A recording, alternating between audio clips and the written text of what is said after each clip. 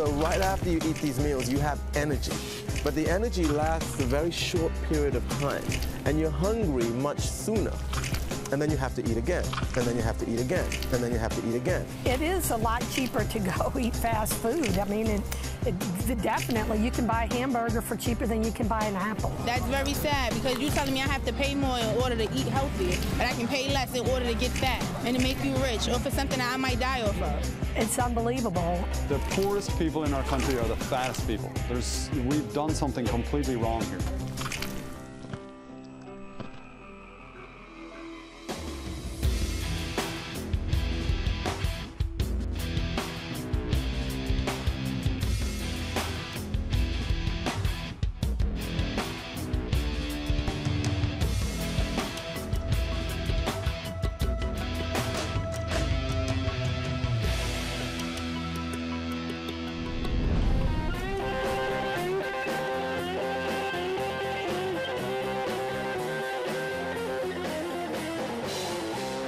On a Sunday afternoon in a New Orleans suburb, the Bucktown Seafood Festival is getting underway.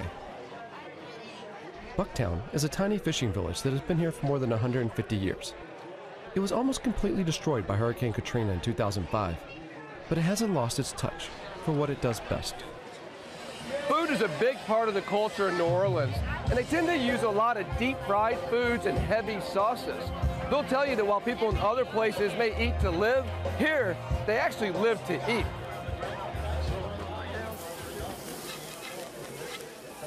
With New Orleans, most of our food begins with what we call a roux. And a roux is a combination of flour and oil. And that's the basis for most of our sauces.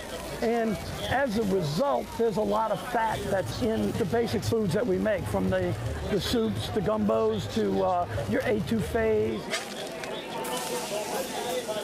How important is food to the culture down here? It's what we live off of. Without, you take the food away and this city would die. It would. It's all about food and drink around here. You know, the certain way we do seafood, you know, the certain way we fry. I mean, like these guys behind us, the way they fry, the way we take whole onions and, you know, we fry all kinds of stuff and make it taste good with the extra spice and throw it the extra kick. That can't be good for you. Nah, it can't be, but it sure tastes good. Have you ever seen anyone eat one of those? You know, when I was younger, I used to be able to eat one. I couldn't touch a half of one now. It's a big sandwich. The high-fat, deep-fried food culture here is delicious, but has deadly consequences. Look at our diabetes and high blood pressure and heart disease. Like, these are major killers. Wendy O'Neill was born in New Orleans. After Katrina, she says, it's even more difficult to access good food. It's definitely harder and harder to make food choices. I mean, just with having less time. I do a lot of fast food, and I actually hate fast food. I don't like the way it tastes, but I'll eat it because it's cheap and I can get it on the run. Typical day for me, let's see. McDonald's for breakfast, McDonald's for lunch, McDonald's for dinner. We ate McDonald's all the time. We ate the trashiest stuff. For Sidney Impostado, weight has always been an issue. He's down now to 170 kilos from nearly 200. It's been a difficult challenge for his family to endure. Somehow we see an internal medicine doctor who has a plan that we can go to, and but you know, the prescriptions that he really needs we can't afford, and the specialists we can't afford to see, the kidney specialists, and so yeah, it's not a good situation. I don't want to be the fat guy that was just another typical fat guy who died and, well, we loved him. I wish he would have lost weight. He would have been skinny and he would have lived. I don't want to be that guy. Don has reached the point with Sidney because he believes an operation that would constrict his stomach with a band may be his best hope. But no insurance company will give him coverage because his obesity is considered a pre-existing condition.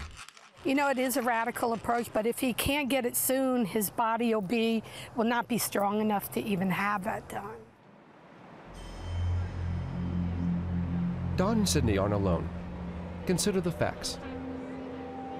2 out of every 3 Americans are overweight, and that number is expected to rise to 3 out of 4 by 2020. The United States is the world's fattest developed nation. with an obesity rate double of that in many European countries. 1 in 3 Americans is expected to have diabetes by 2050. Minorities have been even more profoundly affected. Blacks have a 50% higher prevalence of obesity, and Hispanics 25% higher when compared with whites. So how did it get this way?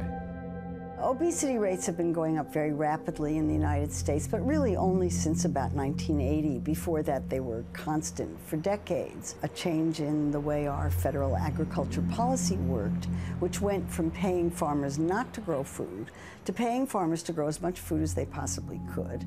And the result of that was an enormous increase in the amount of food available in the country for consumption. Portion sizes went up as well. Fast food servings are 2 to 5 times what they used to be. This is the signature Burger King store in Times Square, New York. This particular meal has somewhere around 3,600 calories. Look at this. It would take around 18 hours of exercise to burn off this many calories. I mean, I still remember there was a Coke machine in the teacher's lounge of my elementary school, and it had these itty-bitty little bottles. I think they probably were 8-ounce bottles of Coke. And now, I mean, it's the average portion that you see if you went into like a convenience store would probably be a 20-ounce bottle that's sold as a single serving. American food policy doesn't happen in isolation. There are many moving parts that make up a complex puzzle. Large government agencies, multinational corporations, and of course lobbyists who try to shape the country's food policies that comes out of Washington. For government to try to force changes, to dictate to consumers in a free society what they do is there's not a good record of that being successful. All of this goes back to Congress. And if you want to do something about public health in America, what you really need to do is to change election campaign laws so that these big corporations aren't paying for congressional elections. That's the source of corruption in American government. 2 out of every 3 food stores in Harlem is what's known as a bodega. Now, these aren't grocery stores. They're more like corner convenience stores. So rather than having fresh meat and fresh vegetables, they tend to have a lot of processed foods, sugary foods, and especially sodas. The city of New York has identified sodas and other sugar-sweetened beverages as one of the main causes of obesity. In an attempt to improve health and decrease consumption, the city has requested a 2-year ban on allowing recipients of food stamps, or SNAP, to purchase the drinks. The SNAP program is really not designed to purchase a person's entire diet, but it's designed to give them more money so that they can afford nutritious foods. And I don't think anyone in this country would argue that sugar-sweetened beverages are nutritious foods. While the request is being considered by the Department of Agriculture, the beverage industry is fighting back. It'll add $5 to these drinks. That's not pennies, that's serious money. New York has fought a similar battle once before and lost when it tried to implement a soda tax earlier this year. We can't afford. No to the beverage tax. The American Beverage Association spent more than $10 million on their ad campaign defeating the bill. People are entitled to treat themselves at a certain level. But are they entitled to treat themselves with government money? By as all opposed means, to their own money? By all means, because soda is not the sole culprit of obesity. And if you're going to pinpoint what are the culprits of obesity, we're going to have to eliminate maybe 60% of the products we sell in the supermarkets today. What about people who say, great, eliminate them? Well, then you have to do that across the board, but the American food landscape is going to be totally different than what we know it today. One drink for sale at the supermarket is Chubby. Imported from the Caribbean, the manufacturer of the drink boasts that it was developed to target children, and that it fits snugly in the palm of a child's hand. The U.S. has no rules or laws that prevent a soda from being marketed to children. Industry backers like it that way. An exciting new category in the soft drink industry was created when Chubby was developed to target children. That's a terrible idea. But, I mean, when was the last time you were able to see Little Chubbies? First of all, here's Little Chubbies. It's bought in Washington, D.C. I'm not going to make it small for the kids' hands. I'm not going to defend Little Chubbies. This is the kind of poor practice that shouldn't be occurring. Should it be regulated? Should it be regulated? Mm-hmm. Yeah, it's about 7 donuts worth of sugar in there. So, let's see, it doesn't They don't put the nutritional information on the bottle. Oh, well, then it's on the container if it's on the package. Otherwise, it's not legal to be sold in the United States. I don't know where you got it. Tell me about it. I've got that in Washington, D.C. Okay, well, I suspect you should probably But you can call get the their company. nutritional information off their website. Okay. 30 to 34 Well, I'm grams not of going to sugar, defend depending on the flavor. I'm just not going to defend it. That's a terrible practice. Should it be regulated? Should it be regulated? Mm-hmm. Should children be protected from that? Protected. Mm-hmm. That's what parents are for. For many Americans, economic times have never been worse. But for fast food companies, they've never been better. While 1 in 8 Americans rely on food stamps, the stocks of Taco Bell, Pizza Hut, Kentucky Fried Chicken, and McDonald's are at all-time highs. For consumers, stretching their recession dollars to buy healthy food has been tough, especially when chains like Little Caesars offer a large pizza for only $5. Or the McDonald's McDouble, their double cheeseburger goes for just $1. Your mother gives you $5. You want to make that stretch, you understand? You're going to McDonald's, you're getting a McDouble, and you're getting you some fries. And then you're going to go to the store and get you something to drink. And that way you still have at least $1 or $2 to maybe buy you some chips a little later. Growing up, I had home economics in school, and so they taught you what a healthy plate looked like. You had a starch, a protein, a vegetable, and I think that's the information that children don't have. And because they see in their environment unhealthy food and they see it's cheaper, it's being consumed by everybody, they don't think about an alternative. But if you gave them the education, maybe they would have the information to make the alternative choice, the healthier choice. Are you ready? Yeah! Are you ready? Yeah! Well, this was a really up-tempo song. At the Thurgood Marshall Lower Academy, an elementary school on 151st Street, Everybody get your beatboxes ready! an experiment is underway to fight back against the array of bad food choices in the community. Dr. Olajide Williams is a neurologist at Harlem Hospital. He's developed a program that harnesses the power of hip-hop music to teach children about healthy food choices. Hip-hop is a social epidemic amongst the youth. Hip-hop is the life form amongst the youth. One thing the program teaches is menu board literacy, the ability to read a food label. Serving sizes, the recommended sizes of food or drink. There are ranges on the menu board, there are inches and sizes, and it's very, very complicated. And we also would like you to take the messages that you've learned in our Hip Hop Heals program to your parents, to your grandparents, to your friends and your family members, and teach them about calories. Dr. Williams knows that the odds are stacked against him. Nearly half the children in Harlem are overweight or obese. And his message has to beat out a well-oiled, well-funded fast food industry that spent $4.2 billion on advertising last year. We are up against an incredible enemy, for lack of a better word. You know, fast food industry makes money. TMALS, stop us, hit it.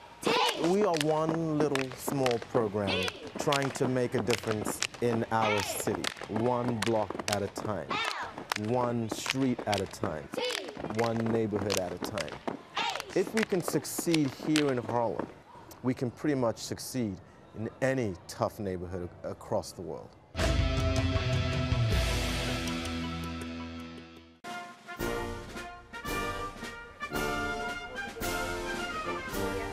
It's Media Day at the White House, and journalists from around the world are clamoring to see Michelle Obama's kitchen garden. She's decided to make healthy eating and exercise the centerpiece of her role as First Lady. We have to eliminate food deserts in this country, and we need to do it now. You don't need to travel far from the White House, just a few miles, to find what Michelle Obama describes as a food desert. Plenty of liquor stores, but no fresh food. Southeast D.C. has one of the worst obesity rates in the country. The food that you put in your body can either heal you or kill you. On a Saturday morning, the Ward 8 Farmers Market is a small oasis in an otherwise barren food landscape. Know what you're doing now. Yes. Lauren Vanderpool, a Washington, D.C. native and vegan chef, is giving a demonstration, teaching residents how to make a raw food salad. So, you know, this is a raw food dish, and now raw foods are good because when you cook your foods, a lot of times the enzymes and the nutrients are released into the water. I was born in Washington, D.C. I was raised in a food desert, you know, and people just don't know. People just don't know. They haven't been exposed. They haven't left Southeast. We're done! They're used to what they've been exposed to. And what they've been exposed to is liquor stores, corner stores, and carryouts. Chicken wings with mumbo sauce, hot chips with blue juices. If all else fails you and you can't find the small jugs of the blue juice, we always have access to the gallon of the blue juice. Look at that. So that's a gallon of blue juice. Snow Mountain. Ridiculous. Artificially colored and artificially flavored. How would you describe the health of people who live in environments like this? Where we are right now in D.C., which is Southeast Ward 8, is statistically the most obese place in the country. There's something wrong with that being in the nation's capital, something extremely wrong with that. What I find is that when you're eating foods and there are no nutrients in it, you're going to want to eat more because your body is not recognizing the nutrients that you're needing. So you're going to keep on eating. Your body's intelligence says, well, let me keep on eating to try to get some of these nutrients, but you're not getting any of it because you're eating fried foods, you're eating dead foods, you're eating foods that have no life. This is the United States Department of Agriculture, or USDA. It represents the American food industry, everything from small farmers to chain restaurants. And in doing so, it helps them sell more food. But it also puts out the dietary guidelines for Americans. And for a nation facing an obesity epidemic, eating less food could be the only way out. So how can this one department represent these conflicting interests?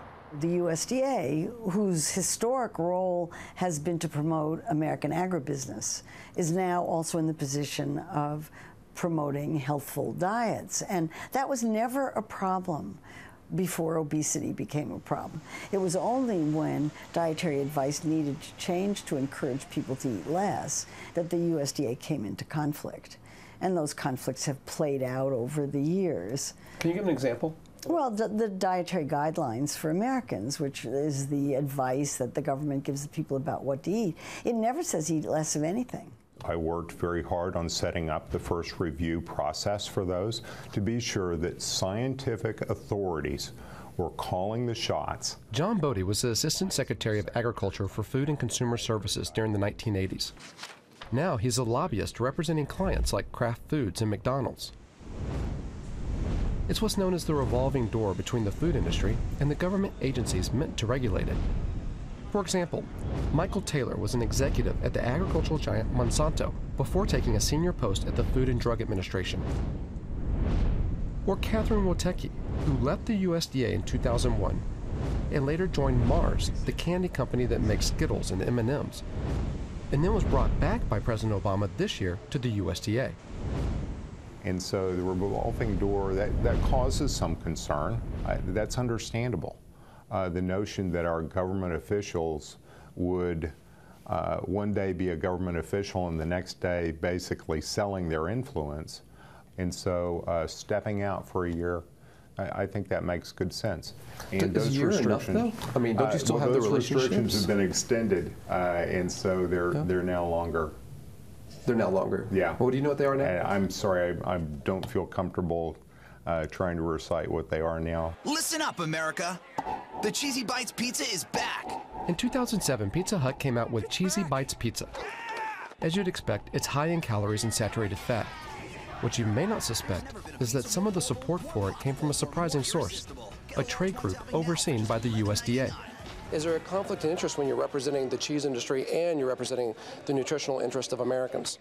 Well, I wouldn't presume to speak to that because that's not my particular area of expertise. I will tell you that the Food and Nutrition Service, a part of USDA that tries to encourage healthy eating in a school setting, has never taken it more seriously than we do today. We pressed Julie Paradis about this several times.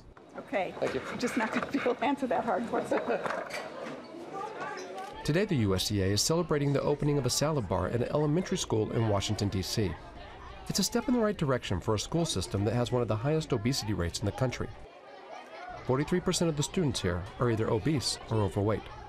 This is very, very atypical of what you see in the school system. Mostly it's processed, high in sugar food. Cahal Armstrong is an executive chef and owner of a local 4-star restaurant. He took an interest in school food when the White House chef personally asked him to make a visit. Yeah, we visited Tyler Elementary on Capitol Hill, and we went into the cafeteria and went into the refrigerators and the freezer, and inside the freezer, they had this box of turkey sandwiches, you know, and it's turkey sandwich for breakfast, and it had about 100 ingredients in it. We were so shocked, I took a photograph of the ingredients that were on the label. Wait, turkey sandwiches like meat, bread? Meat and bread, the last time I checked, and bread has 4 ingredients, sometimes 5. So then the kids... Why do they do this? It makes the food cheaper. Ed Brusky was shocked at what he found when he volunteered in his daughter's elementary school cafeteria. So I went in and expecting to see food cooked from scratch, and here comes all these frozen beef crumbles and tater tots. Ed started taking pictures of the food for a new blog so that parents could see what their kids were eating. It was mostly processed food. That's partially because the USDA diverts raw excess food to large companies that return it to schools in the form of patties, pizzas, and nuggets. It's all about money and you know, the so-called value-added products where corporations can somehow get between you and, you know, real farm products and whip it into something that they can make money off of. I mean, that's really what it boils down to. Our health versus their money. What do you suppose it is? Seeds. Ed works part-time at a private school in Washington, teaching children how to cook and enjoy food. He's seen real changes in the D.C. public school system. Less sugary foods and more fruits and vegetables. My feeling is that school food is important because we're perpetuating a culture of junk food that is literally making kids sick. The U.S. government says the current generation could be the first in history to have a shorter lifespan than their parents. The forces driving the obesity spike in America may be complex, but they're not unknown. The question is, who's profiting from the current situation? Clearly, not the children. I think it comes down to money, and I think it's a complicated, multi-layered problem, and I think it's something that's perpetuated itself throughout the years, especially for people of color. To be in a very poor urban area is not exactly a choice. Your money dictates that you need to live there. And the same thing with what you buy to eat. You buy within your means. The economics of our food structure are completely working against public health. I mean, you almost couldn't have designed a worse environment where you take your least healthy products, things that are high in sugar and fat and salt and highly processed, and you make them significantly less expensive than your most healthy products. And a lot of families are just in that financial situation where cheap food is so heavily subsidized, so falsely inexpensive, that they just don't know any better, you know? And I tell you, once they find out what we've done with their food system, what we're doing to their children, hopefully they'll be up in arms about it.